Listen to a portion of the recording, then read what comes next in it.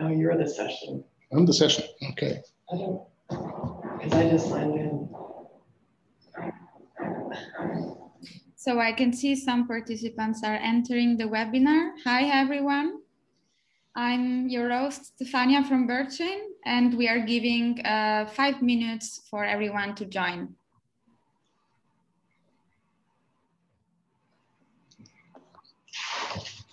You should never do it because it's someone like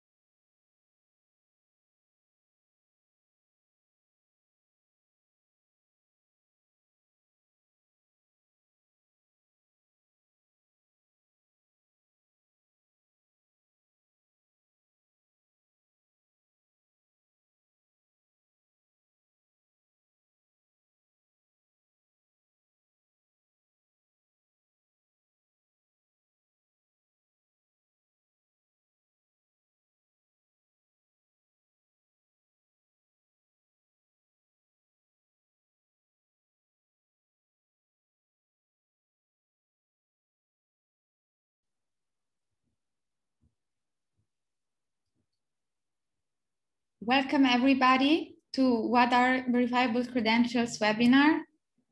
We are very happy to have you here, all of you joining us today. My name is Stefania and I'm BerChain Association Manager. And joining us today is also Sandeep Pajuri, Secretary General of BerChain and the Partnership Manager at Affinidi. Hi, Sandeep. And together we Hi, Stefania. Hi. And together with Sandeep, we are going to host and moderate this online session.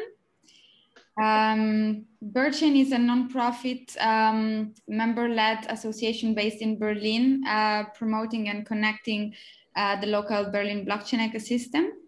And today's event, What Are Verifiable Credentials, is an informative webinar explaining the concept and importance of verifiable credential through use cases. We are recording this session, so you will have it on YouTube soon. And we will have for today online session, live Q&A and discussion around 5:50 after the speakers' presentations, which will be moderated by Sandeep. To ask a question, please use the Q&A function in the bottom screen. This will allow your question to be seen by the panelists and be answered towards the end of the session. So it's my pleasure now to introduce the speakers for today. Ingo Ruebe, founder and CEO of BOTLabs. Hi, Ingo. Hi. Thank you for being here with us today. Thanks for inviting me. And Stefan Gershuni, lead product manager at Affinidi. So hi, Stefan. Hello.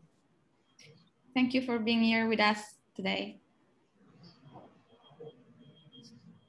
So I think then we can start getting this in-depth online session. I will hand the word to Ingo, who is the first presenting.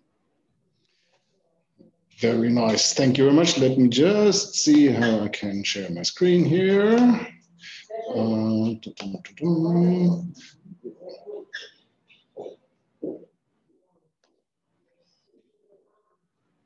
Okay, everybody see my screen, I hope. Yeah, so so session is what are verifiable credentials? So before we talk about what verifiable credentials are, actually we need to understand a different concept or another concept. And this is the concept of identity. And this is one of the most misunderstood concepts anywhere on the world, probably, because I see even people from the blockchain world saying, yeah, I got this number here, it's my identity. And then I always say, no, it's actually not. Because when you think, what is identity? So it's somewhere it was defined. I think this is from Wikipedia. It's all attributes of a person that uniquely define a person, providing sameness, continuity, despite of varying aspects and conditions. So a number is definitely not this. A number may be a part of it. So how does an identity actually grow? First, part of an identifier is actually what we have here in the middle, which I represented with a fingerprint, is something that is unique or almost unique. It's an identifier. So in this call, probably Ingo would be a very good identifier for me, because probably there's not too many Ingos here. And if Stefania says Ingo, then I know, okay, she's talking to me. That would be good. But that's definitely not my identity. This is just an identifier. So how do we get an identity out of an identifier?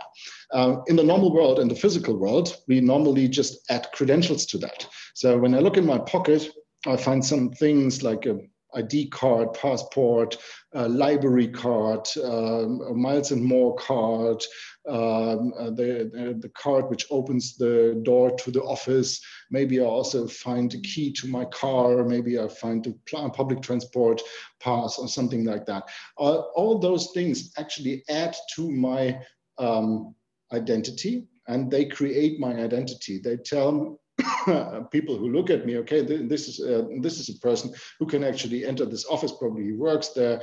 I can show some of my credentials to some guy at the border, and they say, oh, he's obviously from Europe, so he might be able to travel to this and this country without a visa, and stuff like this. So this really produces identity. So normally we have credentials and we have an identifier. And the fun thing is actually that all those credentials normally link somehow to an identifier. So when you look at all the credentials I have in my pocket, you will find that most of them actually have either a picture of me or they have my name on it, which is my identifier, or even both.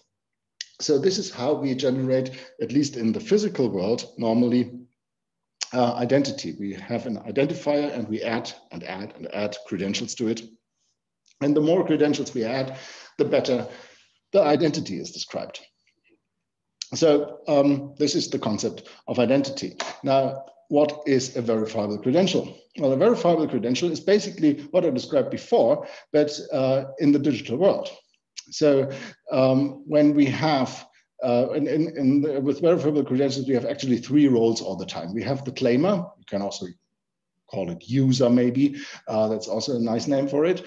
We have something which is an attester, which is normally a trusted entity, so something that people trust. That can be a company if it's issuing key cards to the employees, that can be a government when it's issuing ID cards. This could be the car manufacturer, which issues a car key. So it's different. It's different attesters. So the interesting thing is it always has to be trusted by a lot of people. Otherwise, it doesn't really make sense. And the third role is the verifier, and the verifier is the person or the machine or the entity which looks at the credential and says, wow, this is a nice credential. Now you, claimer Bob, can do something, right? So in the case of an automatic door at a company, the attester would be the company, the claimer would be the employee, and the verifier would be the door itself, because the credential, which is then probably a key card or a key, would be shown to the verifier, would be shown to the door, and then the door opens or does not open, and it opens normally when it sees this is a credential which was issued by the attester. I trust the attester, I can open the door. So this is how it normally works. In the physical world, we know that this works fine. In the digital world, it is a little bit more complicated because, as you know, in the internet, everyone can actually be a dog. No, every dog can be anyone. It's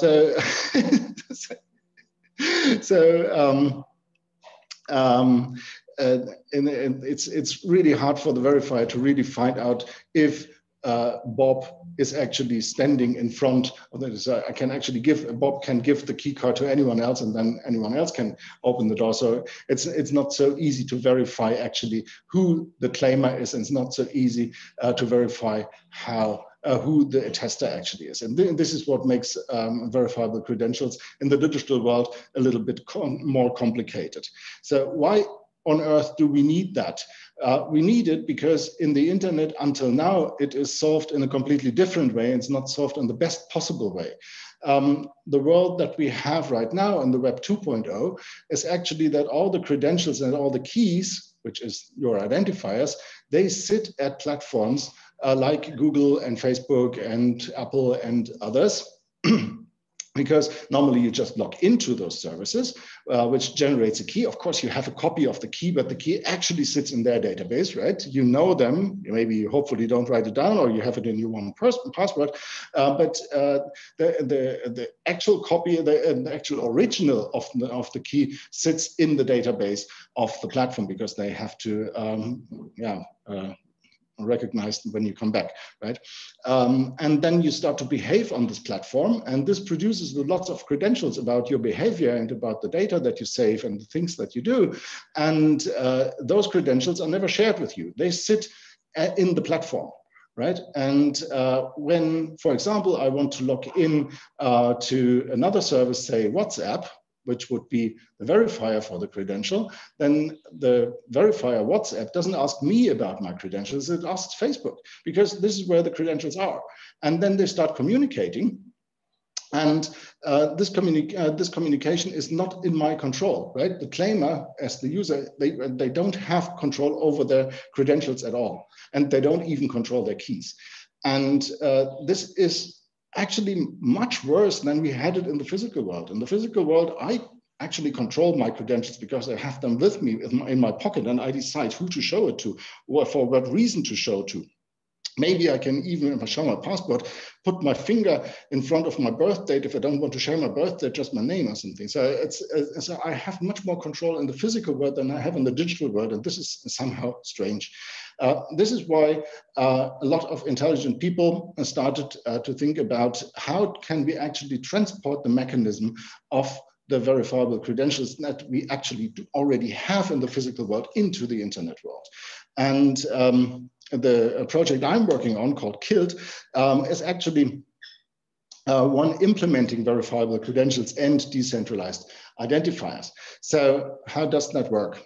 It works, first of all, we put the user in the center from the right, and then we give the user the keys and the credentials. How does that work? Well, there's a lot of trusted entities out there, and the user can go electronically to those trusted entities. They can, with cryptographic challenges, make clear that they are actually the entity that the user wants to talk to. The user can prove things. Then the entity can issue credentials and hand them over to the user so that they are in the control of the user. And the user then can, when he needs a service, decide which credential to share, which part of a credential to share. The user can sign with his private key because he owns a private key, so to make sure that and that the verifier really talks to the right user, and it's not possible to just take the key card of somebody else. So it's also safe. You can lose your credentials, no problem. No one else but you can use your credentials in the end. For making the whole thing secure and reliable, we use a blockchain, and this is what the KILT blockchain is actually good for. So this is the concept of verifiable credentials and decentralized identifiers. Decentralized identifiers are the keys or the identifiers, and verifiable credentials are the credentials. Those together produce a digital identity in a way that is much more self-sovereign than the way that we normally use in the internet. So now I was asked to give some examples for that, especially maybe in the COVID-19 area. Funny enough, we made a project called Anticorv last summer. It was because actually I liked the project very much. It was very easy to implement. I think we worked like 2 or 3 weeks on it. And then was ready, so it's ready to deploy and ready to show. And then we showed it to the German government and said, hey, we're going to give you this for free because it's really quite practical. You can use it, do whatever you want with it. And then they said, well, we have to discuss. And then they found out after a month of discussion that they don't want it because it's not ethical. We will just find out in 5 minutes why it's not ethical. But at this point, we actually started to not so much interact with those guys because that was a quite stupid decision, I think. So what is Anticorv? Anticorv is not a tracking and tracing app, and we must acknowledge maybe that in the last summer, everyone was talking about tracking and tracing app. But we said, actually, tracking and tracing is nice, but there will be a time when people get vaccinated, probably. And when they get vaccinated, they want more freedom. And then they need some kind of a digital certificate for a test result or for their vaccination.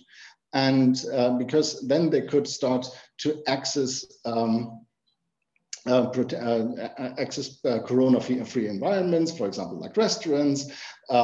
They could protect other people against new infections because you could make those corona-free environment. And that would directly prevent the spread of COVID-19, especially when people start working together. And this was exactly the point where the government says this is not ethical, because they couldn't imagine by that time that there would be different rights for people who are vaccinated and people who are not vaccinated. They just couldn't believe that. They said everyone has to have the same rights. We have to close everything until the last person on earth is vaccinated. This is was the state of the thinking in the German government in last summer. So they wanted a tracking and tracing app, and we just didn't have one. we said together the two concepts would have the full effect, but they didn't want the second one.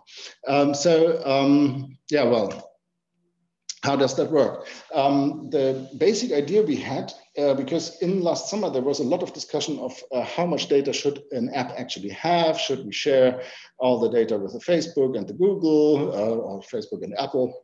In that case, no, that was Apple and Google.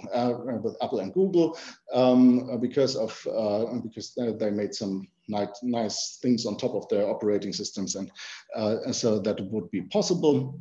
Do we want to have a central server or not?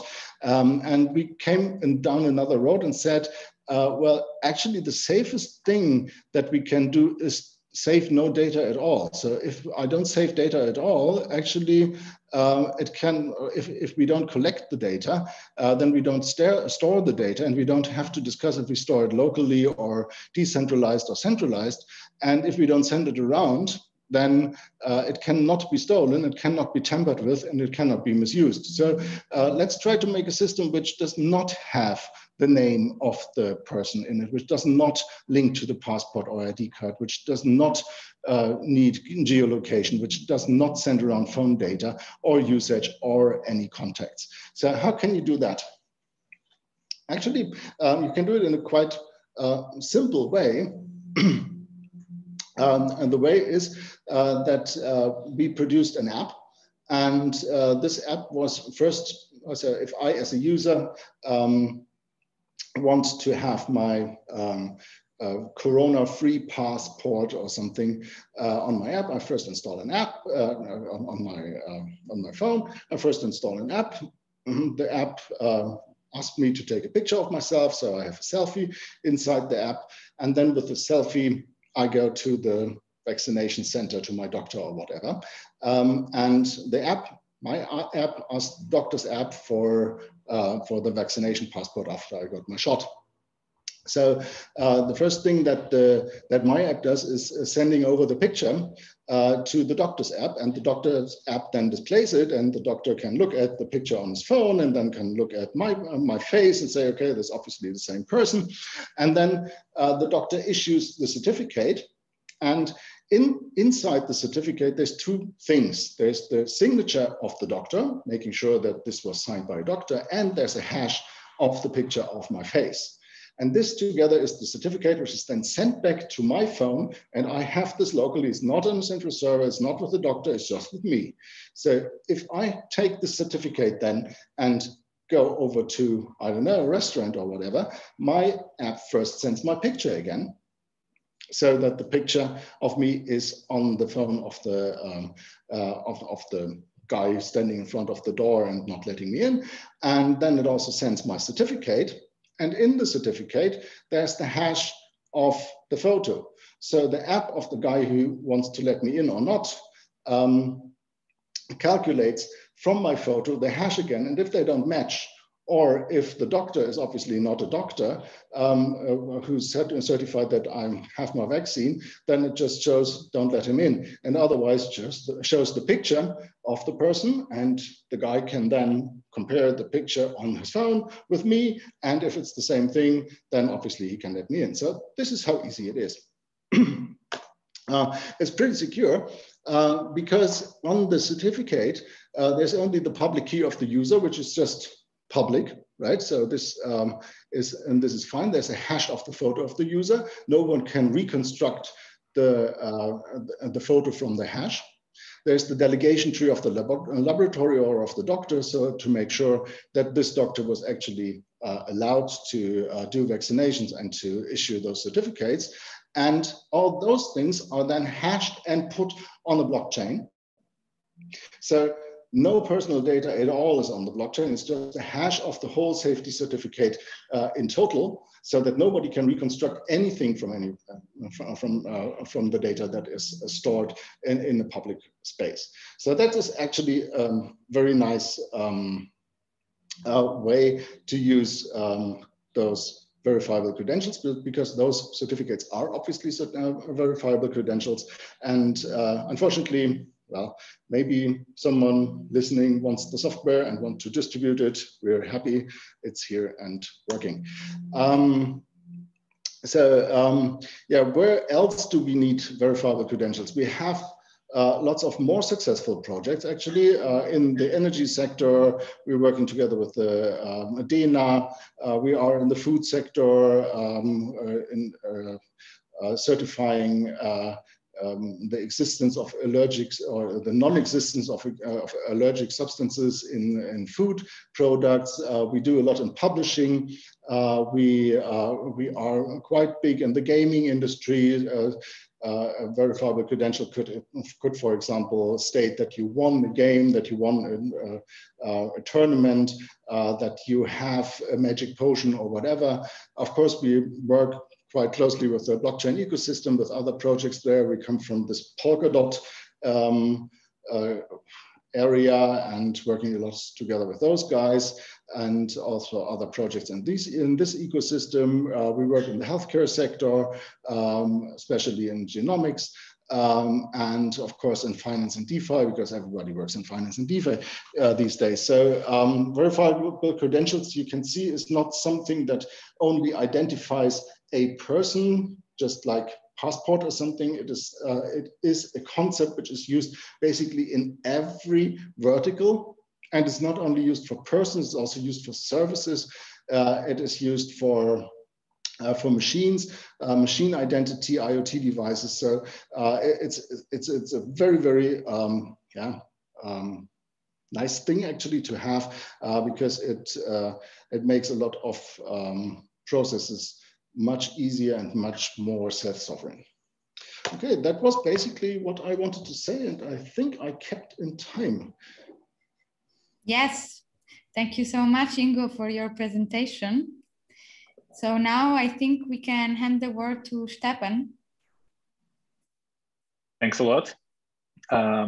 So I am actually very grateful to Ingo, because he covered a lot of things that I wanted to start with, and that means I have more time to go a little bit in depth about use cases. And I think if you are hearing about verifiable credentials or self-sovereign identity first time, it really the easiest way to learn about it is from use cases. And then technology, I won't really go into technical aspect today, how it works, but I can definitely recommend a few great books and articles to start with. And really, the single thesis that I want to you to leave from this webinar with, it is that self-sovereign identity or verifiable credential market is at least as big as other applications of blockchain. SSI is not necessarily based on blockchain, but the applicability, it is enormous, and that's what I want to share in this presentation. So I'll start with just a couple of definitions. So I will try to not repeat what was just said, but maybe I just stress a few points. Then I'll explain how it works and what are the markets, what is the market opportunity, and we can see some of the very exciting use cases. So yeah, so let's start with the simple idea of why do we need decentralization. Really, I believe, I hope that most people here actually ask themselves this question and they have a good answer. But yeah, as Ingo said, in specifically in identity space, internet in mid-90s, late 90s started with centralized identity. You signed up with the website, they stored all your information. Today, a lot of online businesses use federated identity systems like Google or Facebook or Apple ID and so on. So that means that Google can actually, if you are banned on Google, you're getting locked out from the service that is third party, and you just use Google to sign into that service, which is suboptimal, and that creates gatekeeping, and that creates middlemen, and therefore it's just more costly. So we naturally go to the decentralized model, which is where people actually own all their identity data. They're free to choose who they want to share it with, who they don't want to share it with. Maybe they want to revoke this access. Maybe they want to create multiple pseudonymous identities and use one digital identity to interact with the government and another one to interact with maybe online gaming community. And you want to reveal different things about yourselves about yourself, depending on who you interact with. So there's a lot of benefits of using SSI and verifiable credentials. I'll try to quickly skim through this list. So basically, we have two types of customers in SSI world.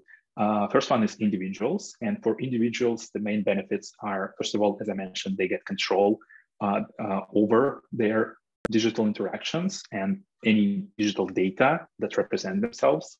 They get more increased privacy from ability to give granular consent to share data, minimize or selectively disclose some data about themselves, or even using some fancy crypto like zero knowledge proof, you can prove things about yourself without saying nothing about yourself. You're just answering the question yes or no. Like if you go to the bar, you scan a QR code and the bar knows that you're over 21, but they don't know your actual date of birth because they don't really need to know that. It is convenient for customers if you have a single app or a single digital identity that you can use across multiple interactions. You don't need to remember lots of passwords or have multiple physical access cards. It's all in a single place, and due to interoperability, it works seamlessly. It is more secure because there's no single point of failure. So there's no Facebook or no Google or no Visa or Sony who can get hacked, and tens of millions of accounts are stolen with one hack. In contrast, in SSI, the hacker can really attack only one account, and it is much harder to steal, to attack 100 million different identity holders in comparison to one even super secure company like, I don't know, any company that they thought they were secure, but eventually they get hacked.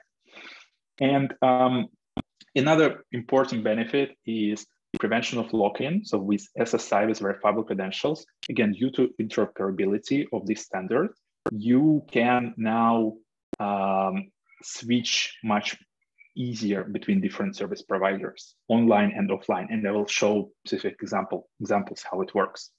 And also, if you look to the right, the benefits for organizations are one, the first benefit is obviously in just optimization, digitizing the processes, getting rid of paper, getting rid of manual process, making them algorithmic and automated.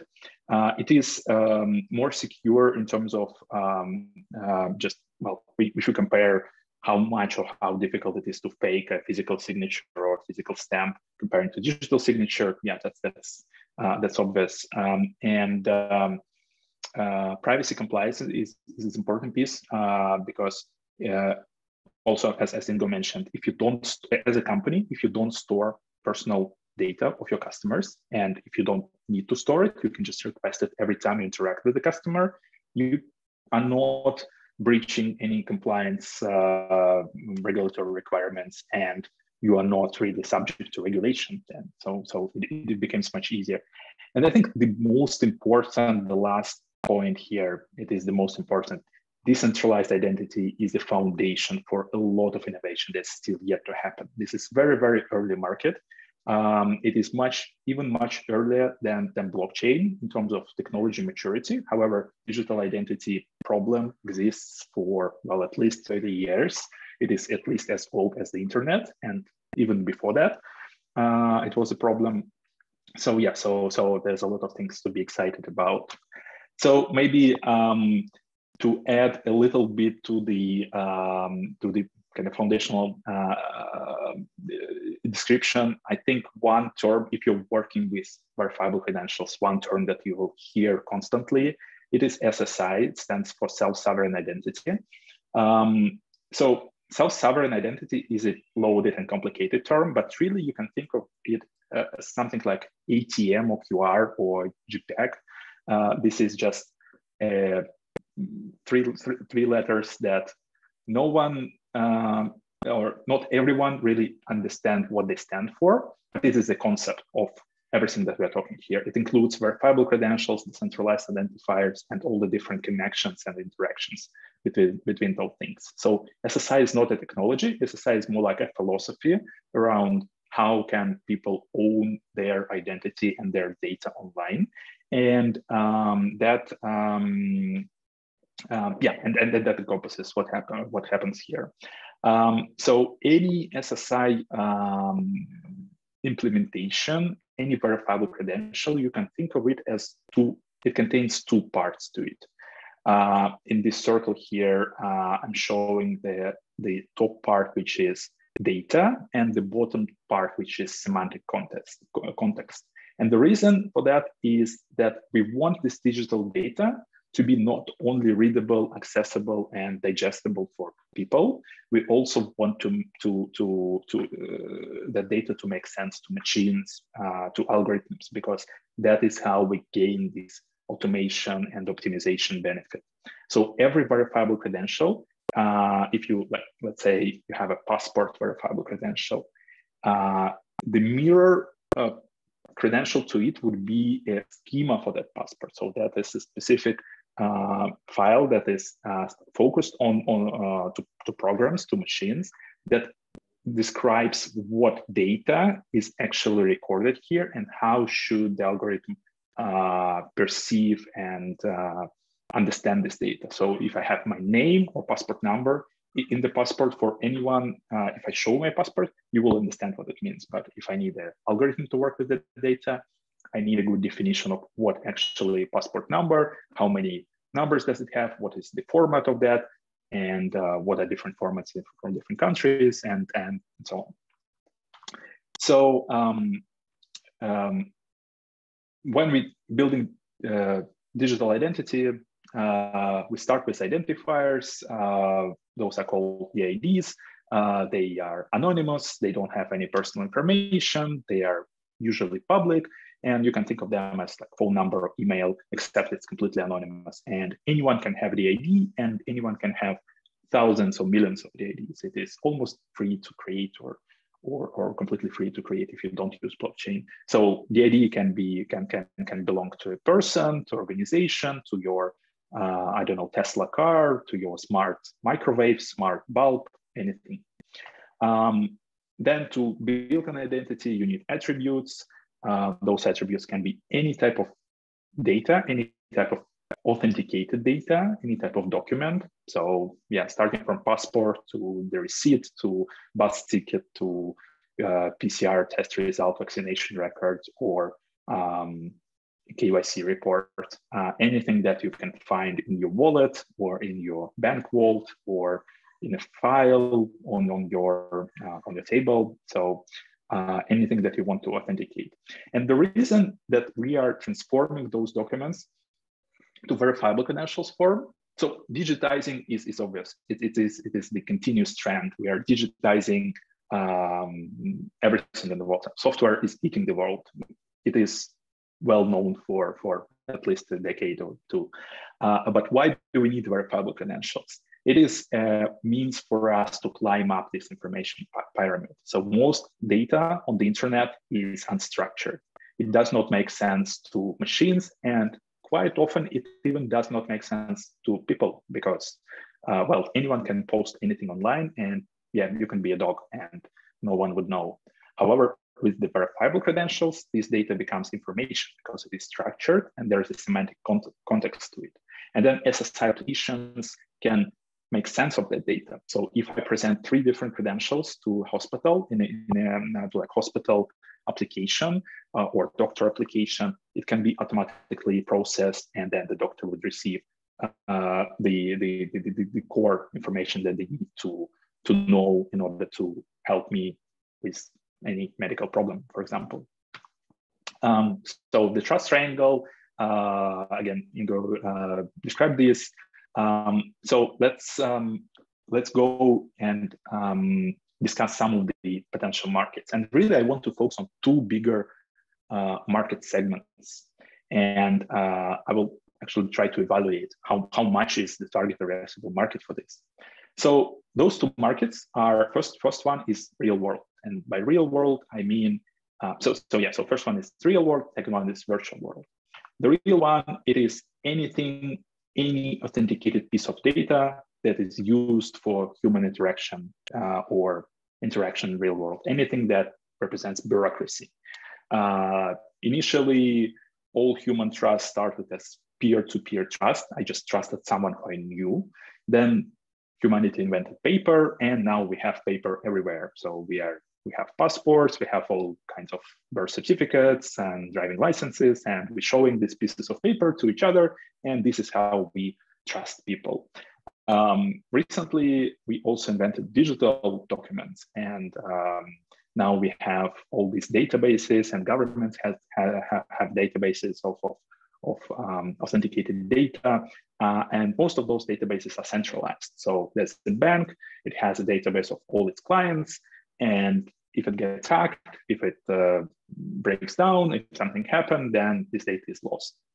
So verifiable credential, really what is solving? It is solving the transaction cost to establish trust. And really every economic interaction, from multi-billion merger and acquisition deal to the simplest, I don't know, me buying, as I said, beer at the bar, all those economic transactions have some cost to establish trust, and those are transactional costs. And really what SSI does, it lowers those transaction costs between people. So yeah, these are some examples of what can be a verifiable credential in the real world. Any document that you can imagine. And it is also structured. So it becomes structured. That means that instead of just I don't know, 50 different pieces of paper, I can create a verifiable presentation that like a combination of all the relevant information that I want to prove to someone about myself. And you can actually build programmatic trust. So in this picture, we can see the identity holder. This is the or identity controller. This is the end customer of SSI system, individual. They can have multiple digital identities to use for different use cases. So in this case, I have digital identity 2, and it contains my employment record and my diploma, and that represents my educational profile. And then I can share these with an employer when I'm looking for a job, or I can share it with university when I'm applying for a grant for scientific work. And then I have different identity, which is used for business, and then it has all the data that I use to ship goods internationally or something like that. So I can even combine those. So I can create programmatic reputation profile of myself, and I can disclose relevant information to relevant parties whenever I need to do so. So the amount of those economic transactions that have transaction costs that can be decreased by verifiable credentials and SSI systems is enormous. So really any economic transaction. So that's why I'm saying that SSI is actually much bigger than Bitcoin or cryptocurrency or blockchain, because the target addressable market of Bitcoin, in best case scenario, it is market cap of gold or even USD in I don't know, 20, 30, 50 years. But that's much lower than all the data exchange, all the trusted data exchange that's happening in the world.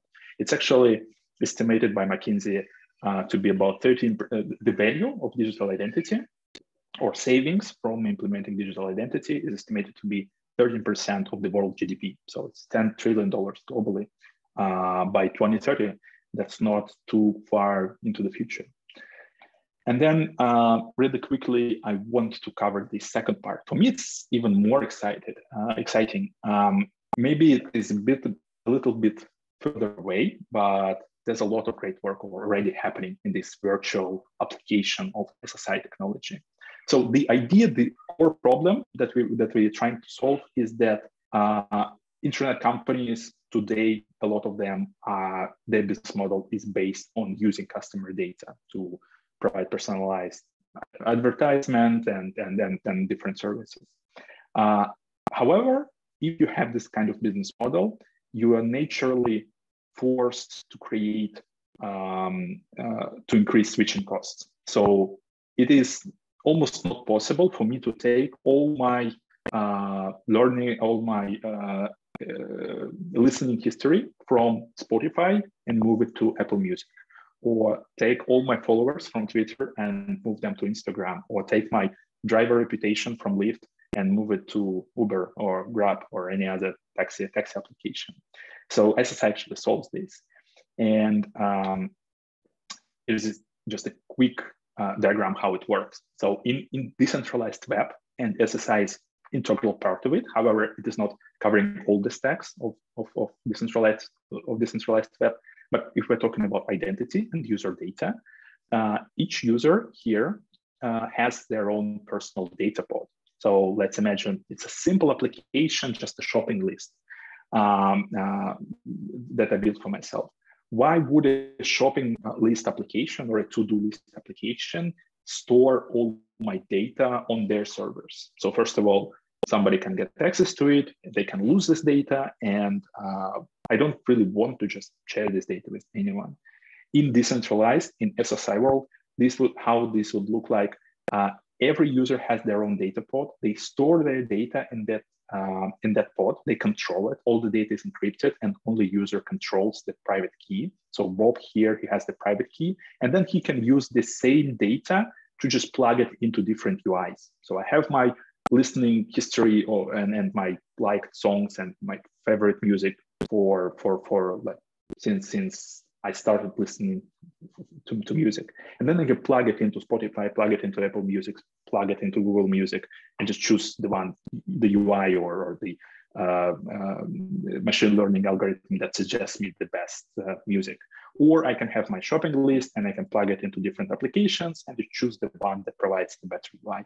That means that it's actually lowering the switching cost. For me to switch from using one social network or one music application or one text application is super easy. It's virtually costless. That means that we're increasing the rate of competition, and more competition leads to more innovation, and more innovation leads to more customer satisfaction. So that's just increasing or expediting what internet is doing. It's just solving problems of people.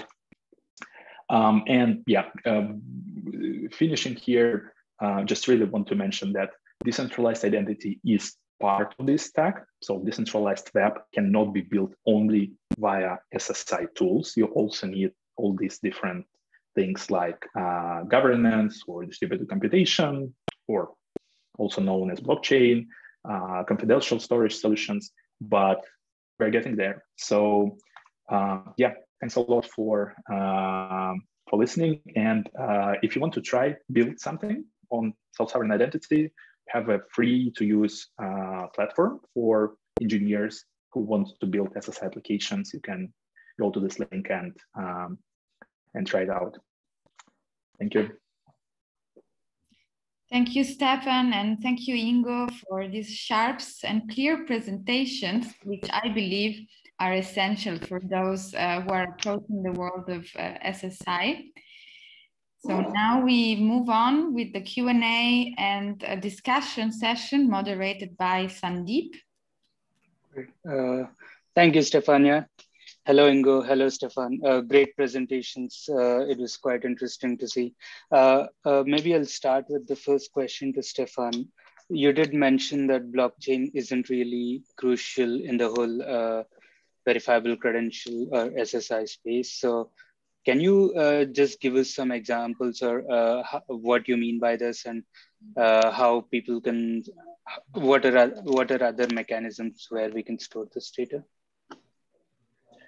Yeah, so this is a question of big debates. I won't go into a controversial topic, but I think the one thing that everybody agrees on, we don't really store verifiable credentials on blockchain. It is, first of all, it's not feasible. Like verifiable credentials, you can have thousands and millions of those, and it just won't fit on any replicated or it won't fit on the blockchain. It would be very expensive. Especially on networks like Bitcoin or Ethereum. You only store DID, your decentralized identifiers, on the blockchain. It is not necessary, but it gives you a bit more control. So SSI, as any industry, is a spectrum. On the one side, you have completely decentralized solutions, and you want to use blockchain here to manage your DID because you get full control, and this control is in a trustless manner. So I can create the ID for my DeFi application and then use it to request customer data or exchange something, and it will be completely anonymous, and it can be done in a trustless manner. On the other hand, you have something completely centralized, something maybe government credentials. So governments, they don't need to use blockchain to manage their keys because it is done in a centralized manner. So for them, they can just publish their key on a website or as a DNS record, or have it maybe like Estonia does. They issue those cards to citizens. So depending on the use case, there's more or less need to use blockchain, but you can always build SSL application, especially if you're just trying out this technology on testnet, or use something like the ID key method, which is basically PGP. Great. Thanks, Stefan. Ingo, do you have anything to add or say about this topic? I know Stefan did mention it's a controversial topic, so I want to listen to your views as well. Yeah, well, we're going into the risk of really starting the big discussion, but I would I would actually oppose and would like to mention that, of course, in the original specification of verifiable credentials, obviously you don't need a blockchain. You are completely right, but those verifiable credentials are not really usable in practice because they are not revocable. So, example, if I have a driver's license, that's a nice credential, but it can also be revoked, right? People can take it back from me when I drive crazy or drunk or something like that. And actually you want that with verifiable credentials as well. And it's always really hard to take away something which is just data, because I can always keep a copy. And this is the reason for, if you want to have revocable verifiable credentials, then you have to store the validity of the credentials somewhere.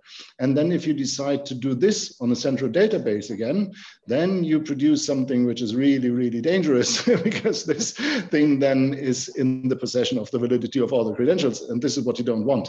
And this is a case, I would say, where the only feasible solution is actually a blockchain, and this is very seldom.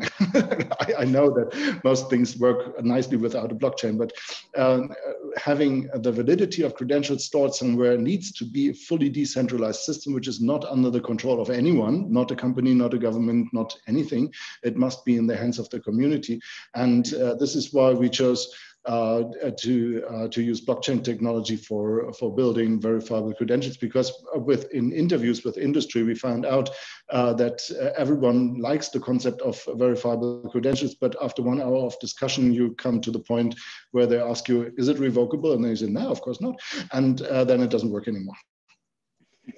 Okay.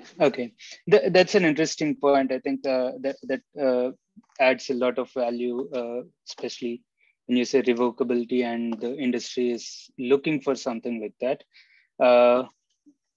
Cool. Then I think there were a couple of questions in our section, and I see that you already answered them. Guys, please feel free to raise your hand or post your questions in the Q&A function here. Okay. Then I think one other aspect that was interesting for me was the data portability aspect. Like Stefan, when you mentioned that I can transfer my data from, I don't know, Spotify to Apple or Grab to Lyft, etc. Right? So I'm just curious, do we have any interesting applications right now, use cases where this is a possibility today? And how do we see the space evolving in the next few years? I think this question is for both of you guys, Ingo and Stefan. I can start. So, to be precise, the example that I mentioned, it does not need verifiable credential. So it just uses decentralized, it's called confidential storage, the specification, the technology. You only need the IDs. So you have an identity, you have a list of your liked songs that associated with it, and then you can transfer it. Or you have a list of your followers, and then you can use any social media that suits your interests or you enjoy, I don't know, politically or morally and so on. Interoperability is the big topic. I think it is the biggest benefit of SSI and verifiable credentials in general. And I can give one example, which is actually amazing. I'm really excited about the project. It is run by the Department of Homeland Security of the United States. So it's government initiated and government funded project, actually by the federal government of the United States. And what they did, they invited 5 different companies to build different systems to work with government documents. So DHS is responsible for immigration and also goods exports and imports from and to United States. So they took green cards, which is permanent resident cards in the United States, and also different documents relating to import of steel, lumber, and I think oil. So the thing is that 5 different companies developed independent solution to work with those documents. So one company developed issuance system to issue digital green cards. Another company developed an airline boarding system that verifies your passport and your vaccination record. Another company developed something that allows you to find a job and get all your employment documents. So those are completely fragmented systems, and they would never work in traditional centralized approach without those companies being integrated directly with APIs. And that requires a lot of work, a lot of money, and a lot of synchronization. But if you use SSI, if you use a standardized data schema, what they did, they actually develop those solutions independently without doing any integration between each other. And those systems just work. So they run something called PlugFest, and they show this interoperability. And what's also super important for this, it creates a complete freedom. It creates complete freedom for the buyer. So the government who is paying for this software, they are actually not getting vendor lock-in. So today, the government, they go to Oracle, they give them $1 billion to build something, and then they are stuck for next 10 or 20 years because they cannot, like, it would cost another $1 billion to switch to SAP or Microsoft or somebody else. With SSI, because this standardized kind of data flow system, you can actually switch vendors easily, and as I mentioned, it reduces switching costs. That's a huge benefit. Okay. Great. Thank you. Thank you, Stefan. Ingo, do you want to add anything? Yes, Stefan, yeah? Yeah, no, please, Ingo, go. Examples, right? I think I already mentioned the DENA project, which is really nice because it's really nice to and easy to understand. You all know what a smart meter is. A smart meter is this thing that counts your electricity, which you either consume or produce if you have a solar roof or something like that. And for managing the grid in a country, it is really, really interesting to find out from all the smart meters what capacity is behind them and who are they owned by, and if something has to be paid and something like that. So we make this project together with that's also coming from a ministry in Germany. That's the Ministry of Energy and Economics, and they started this, and we're putting blockchain nodes on every smart meter, and they're running KILT protocol and providing machine identity for the smart meters, which is really nice thing. Another thing which goes more into genomics is working with a company in Indonesia. They are producing genome tests for everyone. And this is actually quite a dangerous business because if this is linked up to your name and stored in a central database, this is what you don't want. So maybe you want to know your genome because you want to know where your ancestors came from. That's always interesting. Or how big your likelihood for a certain illness is. So this is what you want, but you don't want this data, which is pretty personal, actually in a central database. So what they actually do is that they reproduce a DID for them, and they just send the public key And the result is then encoded and put into the IPFS, and you receive a credential about it. And then you can look at your data, but no one else can look at your data. And then the data cannot be misused. So those are things that we are currently doing. I can go on and on and on, but I think that's I understand. I think when you said about data breaches, like I just received an email from Air India saying that my personal data has been breached and there's nothing I can do about it. So it just reminded me, yes, there's something interesting here. So I think now I want to have another question in the DID aspect of things. Like I think we do use DIDs to anchor with the relation as basically anchoring it to the blockchain, right? And so will we go into a situation where we'll have hundreds of DID methods because we have hundreds of blockchains out there? Or do you see that there's some convergence happening as we move forward? Maybe I can, because that wasn't mentioned, I think. The whole concept DIDs and verifiable credentials was not thought out by Stefan or by me. It was thought out by lots and lots and lots of companies. I think in the Decentralized Identity Foundation, we have more than 200 companies now. It's not only rather small ones like Affinidi and KILT, it's also companies like Microsoft and IBM in there. So the cool thing about that is that, that the companies have understood that interoperability is the key to it, right? So if we want to, if we doubt that Facebook is the best identity store for the world, then we all have to work together. Otherwise, it's not going to work. And this is why we standardize those things like DIDs and verifiable credentials. And this is why we also have the World Wide Web Consortium helping in standardization here and issuing the standards for us. So that's the important thing. Yeah? It's not against each other. We can only win when we do it together. But of course, those standards allow a certain type of freedom, which is good because there are different use cases. There are different things where you want to use your DID for. So DIDs are generally a little bit different. And as you mentioned, then you have different methods for resolving them. What we do have is the so-called universal resolver, which is a piece of software which is maintained by the Decentralized Identity Foundation, so by all of us.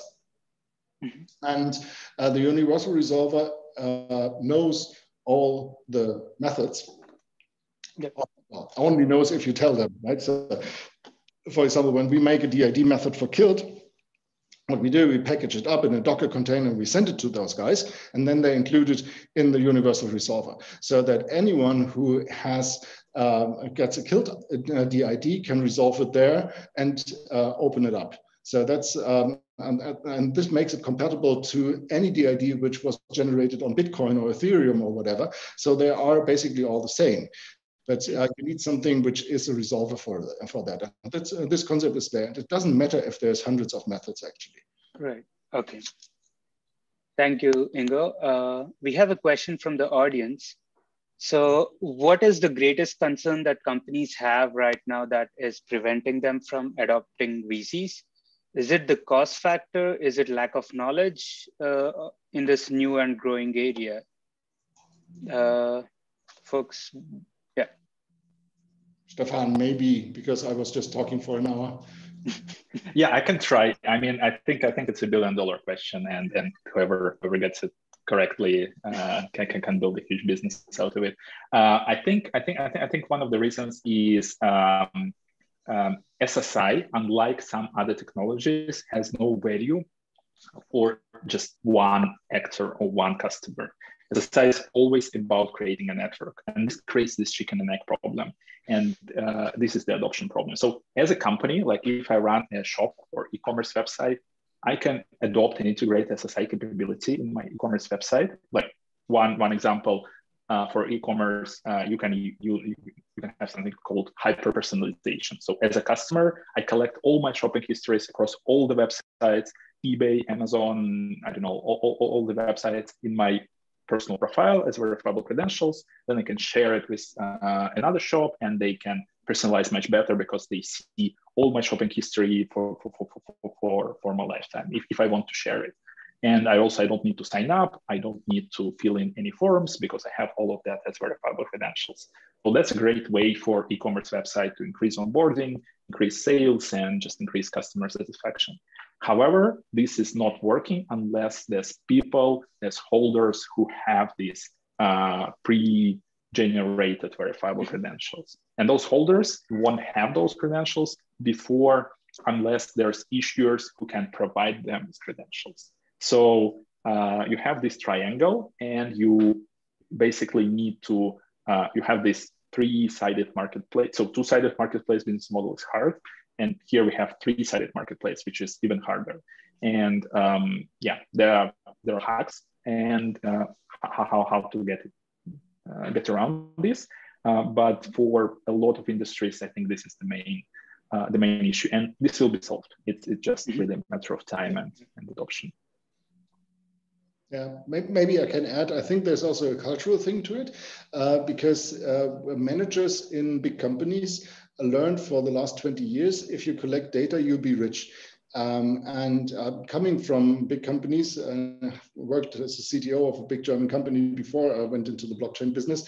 I know that we had the same narrative there. We were actually a happy publishing house, and then somebody came around and said, now you have to collect the data of all the users. Then everybody had to spend a lot of money for collecting the data of the users. And then we had millions of user data. We had no idea what to do with it. And there was no business model behind it. And obviously it wouldn't have worked because we still have, compared to Facebook and Google, very small amounts of data, and then you don't win. But this is what managers still think. You must collect data for whatever reason, even if you don't know what it's good for, and how to analyze them and stuff like that. So you have no idea why you do it, but you do it. And then come people around and say, hey, we've got a concept where you don't have to collect the data. And then you say, well, then I don't get rich, right? And that's not what they want to hear. I think GDPR is actually playing into our books, because it is now even more complicated for companies to have data because they have to delete it when the user asks. So GDPR could be paving our path to success, actually, because we allow with verifiable credentials to not collect data at the company. It's just collected by the user himself. How easy. And so I think it's a cultural problem, and cultural problems are not getting solved in a day or two. This takes some time, but I think we are on a very good way to have the first applications actually out there that people can see, where people then ask the question, hey, why isn't my data stored in this application? Why is it stored here?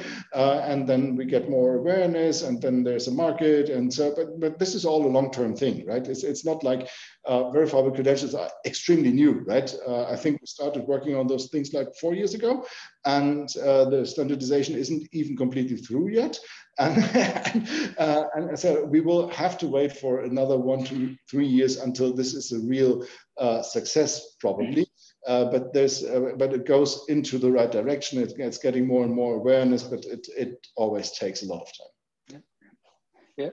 Thank you, Ingo. I just want to say that I think a couple of years ago, we came up with this the string saying data is the new oil. So maybe we need to find the new oil so that culture shift happens from data being the oil to maybe VCs being the oil or something else.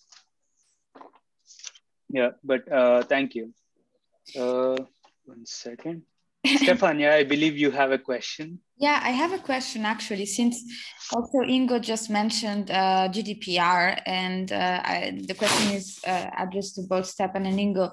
So can you tell us a little bit more about the GDPR and verifiable credential based SSI implementations? Are these GDPR compliant with the current measurements in Europe?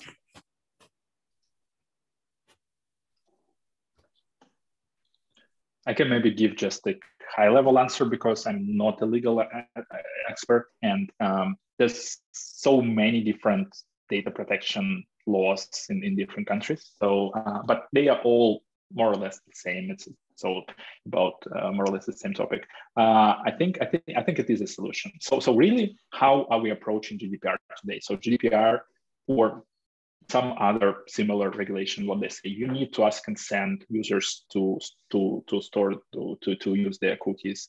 You need to ask them permission to use their data when they sign up, and that results in just really honestly shitty user experience. Now, when every time I visit a website, I'm bombarded with all these pop-ups that I never read, and I just click something that seems to help it disappear. That's the real goal. Or I'm looking for a real just Chrome plugin that would make them disappear.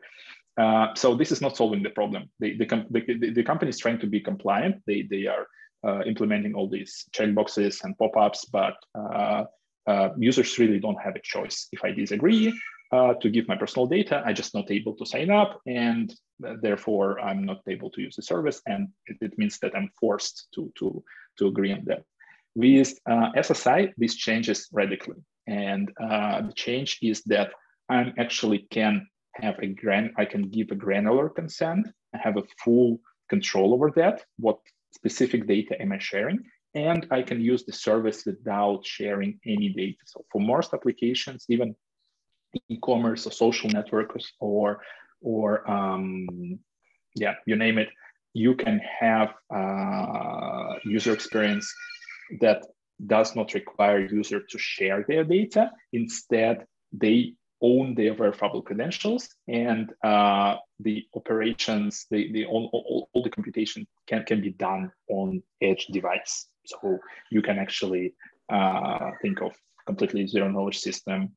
It might be a little bit expensive computationally today, but that will change. So that's a great great foundation to really solve this issue. Okay. Maybe just want to add. Yes, Ingo, go ahead. I would add that when you look at GDPR, you always have to think of the timing. GDPR was built in 2010. That was definitely before Bitcoin. So nobody was ever thinking of decentralization then. So it was like a fact, data is centralized, and GDPR tries to regulate how we should deal with centralized data. And when you have centralized data, well, then make it hard for the people who have the centralized data, right? And make it good for the user to find out which data is stored about him and give him the possibility to have it deleted. This is basically what GDPR says.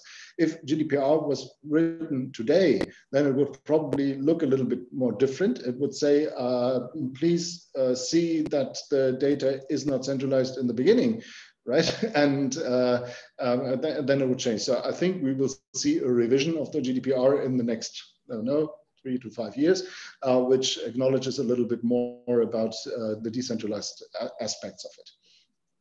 So it's going into the right direction, but the preconditions have changed a bit.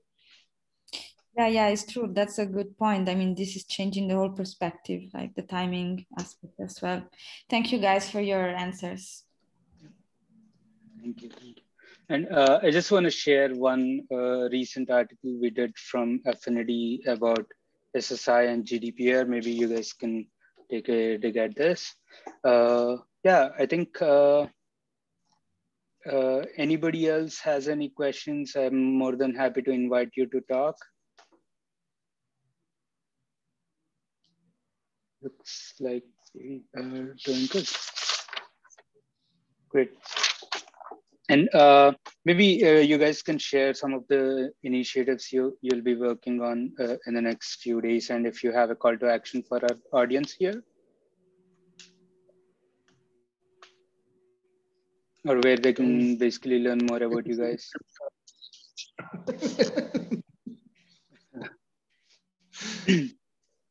Yeah. Like, for example, if I want to start using KILT or Affinidi, what do I need? Like a specific SDK, or tell us more about this practical aspect, maybe. Oh, yeah, and I can do that. Yeah, so if you, well, you probably, if you want to use KILT, you probably are an attester. So you're someone probably who wants to issue credentials, because that's what your business model probably is. And you thought about how to do that.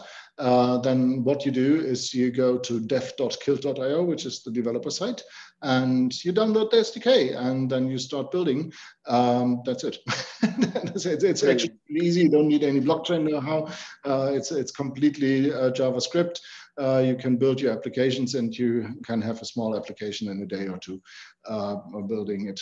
That's basically it. You can also try it out, try your business model on the demo client, which is running on the real blockchain, on a testnet. So there you can actually click together your business models and becoming a tester, send around attestations, send them to verifiers, acknowledge them, and stuff like that. So this is all there and all set. And if you run into trouble as a developer, just join our Element channels. And if you have questions about your business models, just contact someone on Twitter or Telegram from or per email from KILT, and they will come to you and give you guidance. That's how it works. Sounds great.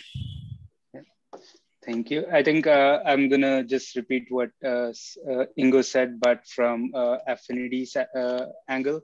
So we were recently running a hackathon until last week, and we had some developers build interesting use cases using their APIs and SDKs. So we also we have developer tools that that could work for issuers, verifiers. So we have React applications. So please feel free to look into it as well. Great.